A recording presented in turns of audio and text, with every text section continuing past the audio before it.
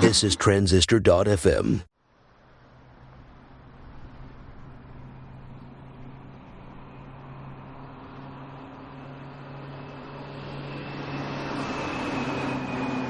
In November of 2012, I traveled to the 37 Signals office in Chicago, and that's where I got to meet David Heinemeier Hansson for the first time. I remember thinking, man, he's a lot taller than I thought he'd be. He seemed over 6 feet. But when I asked him about it later, he said he's only 5'11". I guess everyone seems taller when you're my height. I'm only 5'8". Anyway, I've kept in touch with David over the years, and we'd been planning on doing an interview for a while now. It finally happened this past week, and it's a pretty personal interview. I talked to David about growing up in Copenhagen, whether he's always been into programming, and how he met Jason Fried. This is part one of our chat here on Product People.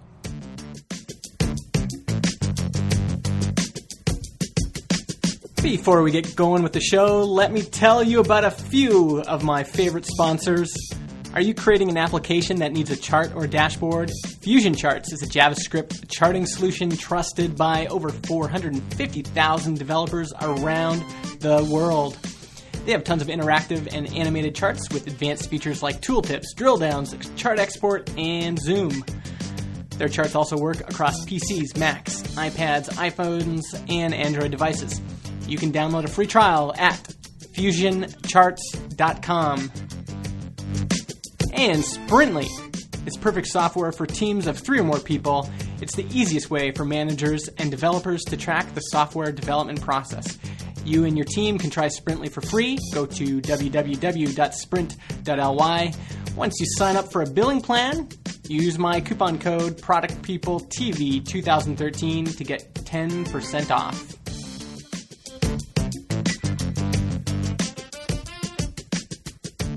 Hi, I'm Justin, and this is Product People, the podcast focused on great products and the people who make them.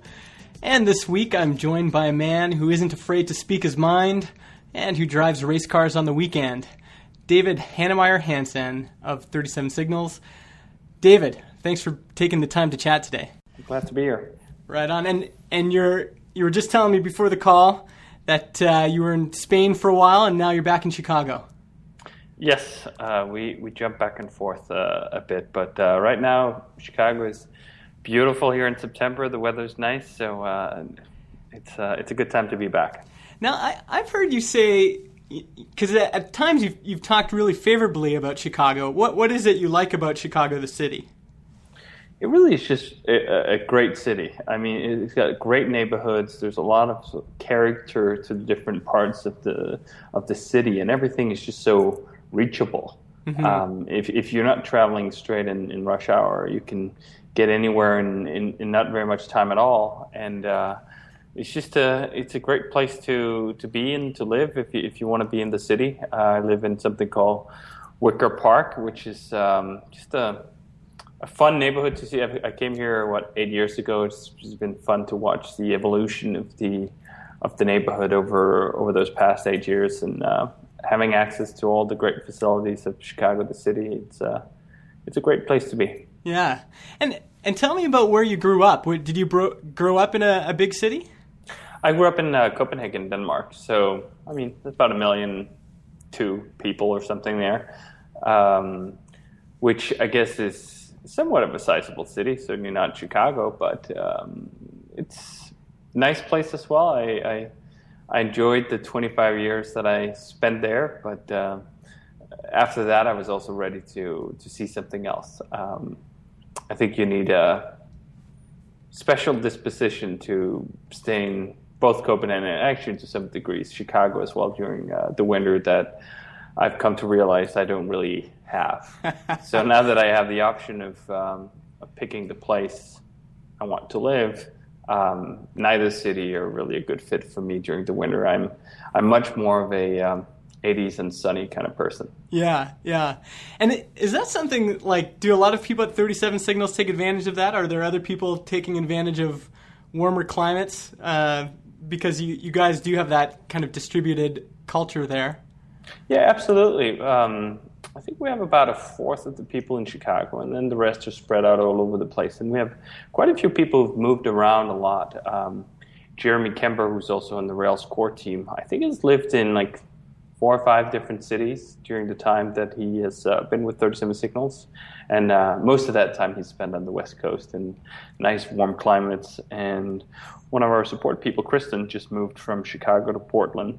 So we definitely do have people who take advantage of just the ability to work from wherever you want to live, which is, I think, one of those great benefits of remote working is that you can choose to live exactly where you want to, and it doesn't really matter. I don't really drop a beat in terms of my involvement with 37 Signals when I'm in Spain or when I'm in Chicago or when I'm traveling wherever. And it's just feels like a great leap of progress for the working people of the world. And I say that somewhat just people who are still staying active and involved with their companies. This used to be the domain of either old people who were retired or people who were so ludicrously rich and didn't want to work anymore that they could live wherever they pleased. But now that luxury is accessible to a far larger percentage of the population, and I think that's awesome. Mm-hmm. Have you noticed any other benefit of being in a different city? Like, does sometimes a different place inspire you differently, or give you something extra that you might not have had if you'd stayed, where the head office is? Sure. I think actually, for me personally, it's great to not be in the same city as everybody else. I find that I do my best work in solitude most of the time. I love the short bursts of high bandwidth collaboration. I love when we do our meetups here in Chicago about twice a year. I love other sort of avenues of short bursts of that stuff. But otherwise, I like working in solitude, isolation, and quiet. And that's why when we're not here in Chicago, we live in places that don't have a lot going on. Yeah. At least right around where we live, both in Spain and when we're in California. It's not in the middle of a city. It's not in the middle of a buzzing thing. It's out somewhere where there's not a lot of people around, and we can just relax and I can focus. The upcoming book that we have, Remote Office Not Required, I wrote 95% of that while I was in Spain. And wow. I think and not only did I write 95% of it while I was in Spain, I wrote it over a course of maybe 2 months. And I think that focus is very easy to discount because people have a tendency to overemphasize the benefits of collaboration, in my mind. Collaboration is great. It's just that it's overused as a tool of doing great things, in my mind. Mm-hmm. We just did a couple of self-publishing episodes a while back. What's your process for writing? Do you set like a daily, word count a day, or how do you get into writing and hammer out that much work? To me, the most important thing for writing is to have something to say. So after we published Rework, the publisher was quickly eager for us to do another book. Mm-hmm. And I just didn't have anything to say. So that makes it hard. For me, Remote at the time where I wrote the book, wrote it together with Jason, but the time where I spiked out the book, which was actually what we did, I started by spiking out, I think, maybe 20 essays to just get a feel for the material. Was there enough here for a book? Mm-hmm. I had all these thoughts about it because I'd already been in conversation with people about remote work. I felt like we had a good inventory of arguments, and we had been living the remote work style for a good decade or so. So I already knew all the things. It was just about transcribing insights, experiences, and observations that we had accumulated into a book. And for me, I do that best in rapid production. So I would write maybe 3-4 essays a day, and just really churn it out as fast as I could. I have a tendency, maybe some ADD, but I get easily bored. So the only way I was going to finish a book was to sprint through it. I would never, ever have the patience to write a book over the course of 9 months, a year, or multiple years. I get bored too quickly. So to ensure that I would not get bored, I made it basically my prime objective for work for those good 2 months. That was the bulk of the work that I did. I didn't do a ton of programming in that time, and I just did just enough work with 37 Signals to keep everything running smoothly and weigh in on the things I needed to weigh in on, but otherwise just focused on churning this book out in the fastest amount of time. And that has somewhat of a negative connotation on it. You say churn out, you think people are just like phoning it in or not putting insight or care into the material when that is quite the opposite. I've been working on this book for the past 10 years in the terms of forming the ideas and gathering the experiences. So when it came to just recording it all, the best strategy for me was just to put on the turbocharger and get it done.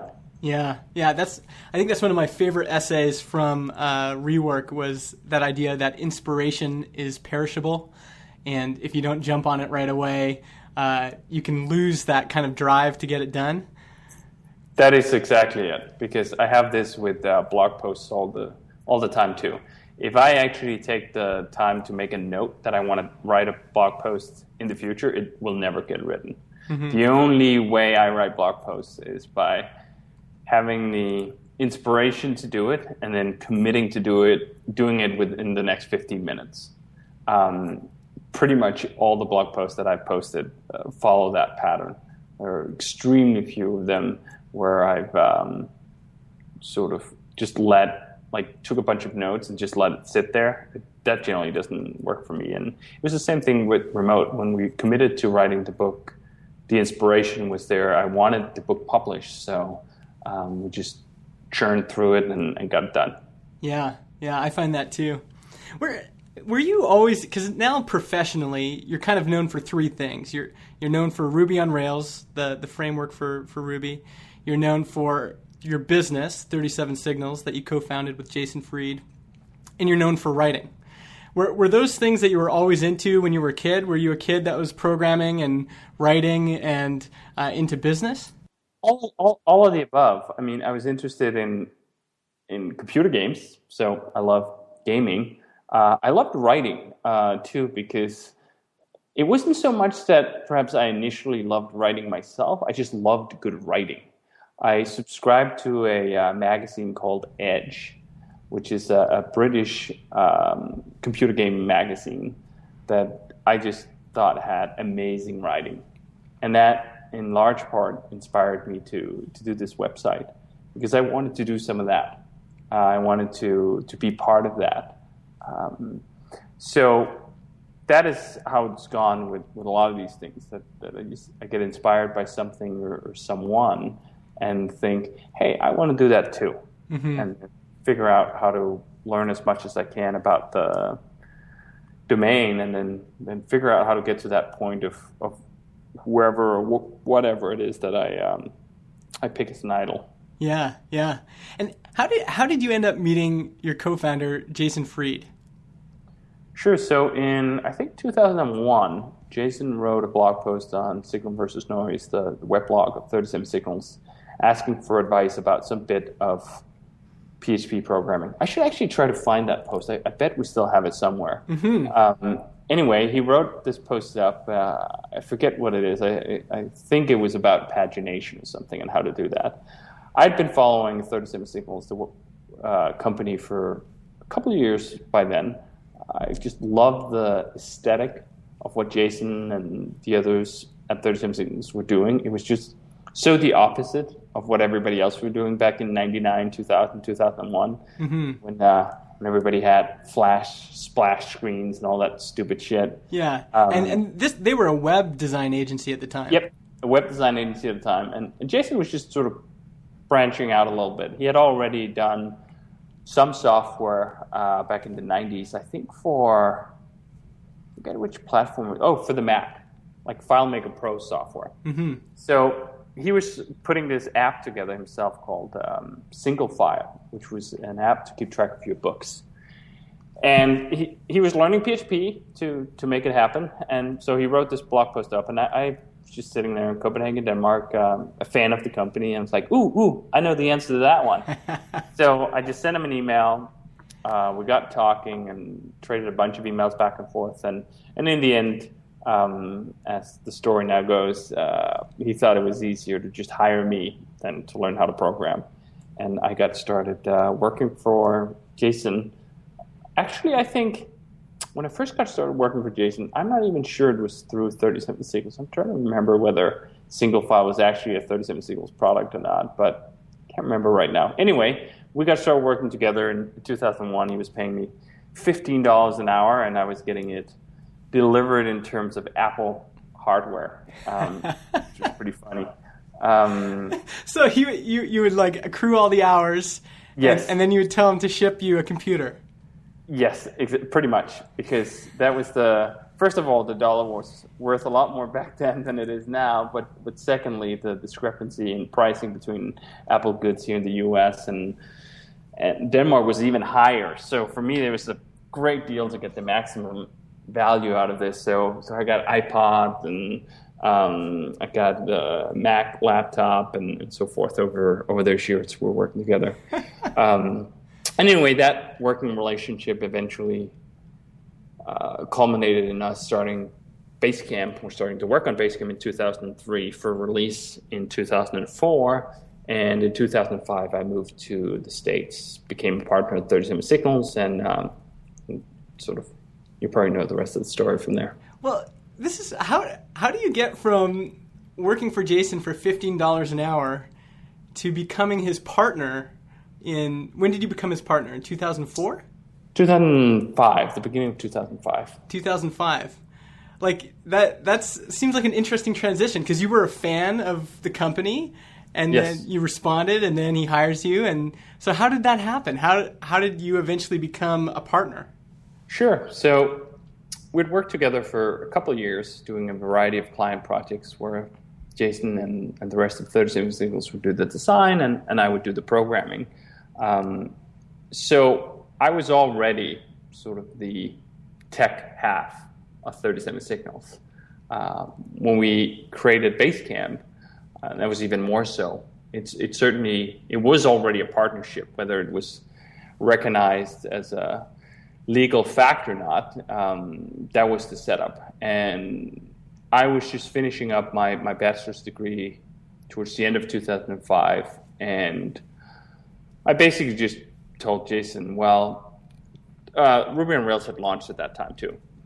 So I told Jason that I'd love to continue working together, but I was going to be in this game in order to work for myself. I mean, I'd been running all these gaming websites, sort of minor businesses on my own. I was not about to start now to be an employee. I had a shorter stint at a couple of software companies in Denmark as an employee, and that never really worked out that well for either party. So I knew that what I wanted to do was to work for myself. So I basically just told Jason, hey, let's continue working together, but it's going to require that I'm a partner in the business, which was a lot easier sort of at that time. It's pretty tough to change the constitution of a business once there's like a big massive thing running. Mm-hmm. But luckily for, I hope, both of us, there wasn't at the time. I mean, we had launched Basecamp, but I mean, it was only just covering the overhead. It wasn't exactly like we were turning out a lot of profit. So it was, I think, easier for Jason to basically see that I was accepting some risk. So he basically gave me three options. Either I'm going to pay you full market-ish salary, or I'm going to give you sort of half of a slice of equity and a reasonable salary, or I'm going to give you just a full slice of equity but no salary. So you're going to have to take on the risk that we might not make any money this year, and, well, you're going to have to eat noodles. Yeah. So given the fact that I had no obligations and I was willing to take that risk in the beginning, I said, well, I'm just going to give this a shot. If all else fails, I guess I can just go back and live off the Danish social security net. Well, it wasn't going to be that bad, but anyway, so that was sort of the setup, and that's how we got going. That's so funny because, you know, I mean, a lot of people can't imagine 37 Signals not being profitable and not being a success. Well, the thing was, we were always profitable. I mean, it's all how you define the measure of that profitability. Mm-hmm. I mean, so we were profitable, but of course it had nothing to do with the profits that supports a company of 38 today. I mean, at the time, 37 Signals had 2 employees, Ryan and Matt, and then it had Jason as one of the partners, and I joined as the other partner, right? So, yeah. I mean, profitability basically just meant that we could pay the salaries of Ryan and Matt, and that we could cover whatever expenses we had for, I think at that time we were subletting 2 or 3 desks in Chicago from good old partners at, like, I don't know, $500 or $1,000 a month. So profitability is not that hard if that's your level of expenses. It's not like we had a headcount of 100 people or something silly like that. So, I mean, that's the sort of the modest beginnings of it. Yeah, I love hearing stuff like that, like little tidbits. Like even you saying that you thought you were paying about $500 or $1,000 at Kudo Partners for your office. I love hearing stuff like that because it kind of brings some reality to the situation, you know? If anyone's like sees your office now, I've been there. It's beautiful. It's big, and you know, it looks impressive. But and I mean, we got that office 3 years ago. Mm-hmm. For the longest time, I mean, for a decade, 37 Signals did start out with some office. Jason then realized, well, hey, we're 3 people. We don't need a fucking office. Mm-hmm. So let's just pull that down and just get a couple of desks subletted from somebody else who do need an office, so we can save a lot of money on that. And then for a long time, there just weren't more than 4 or 5 people in Chicago, and we hired people who just lived wherever. So we just didn't need an office, and it wasn't until basically, I mean, even today we don't need an office. Mm-hmm. And in the average day, I think maybe there are 8 people in that office. Mm-hmm. What we bought was a luxury, mm-hmm. a luxury that we could afford at the time. And I think that's the history of 37 Signals, that we wait until we can afford nice shit. Yeah. We don't buy it on credit up front. We don't hire a bunch of people on credit up front. We earn our way until we can pay for it directly.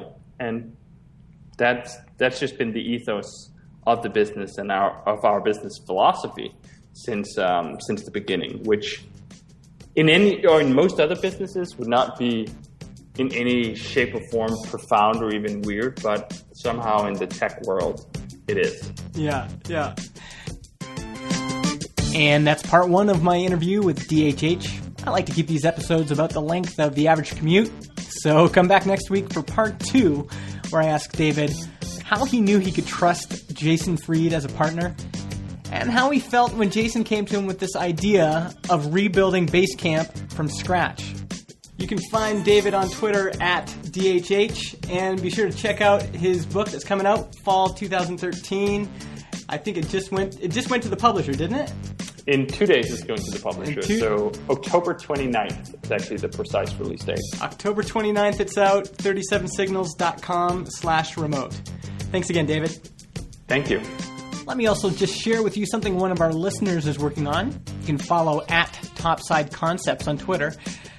What Randy is working on is a product that will help companies improve their service by prioritizing input from their customers. It's a really neat concept. You can check it out, www.topsideconcepts.com. And a big thanks again to our sponsors. They make this show possible. They help me pay for all the costs. Please go and check out FusionCharts.com.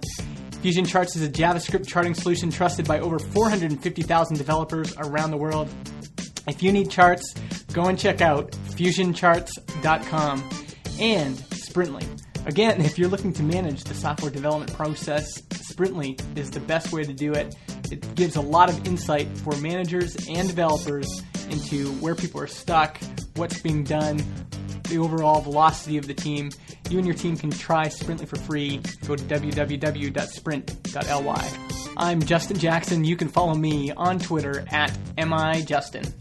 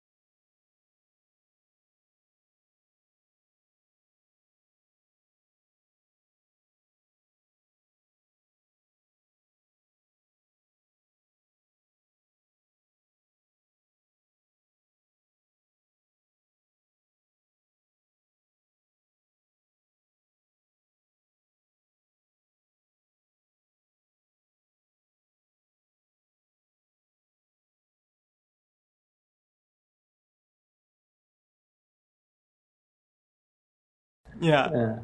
It's always hard to tell your first one. My wife and I have 4, which I don't recommend. but that is quite a clan. Oh my goodness. It's usually my parenting advice is to stop at 2.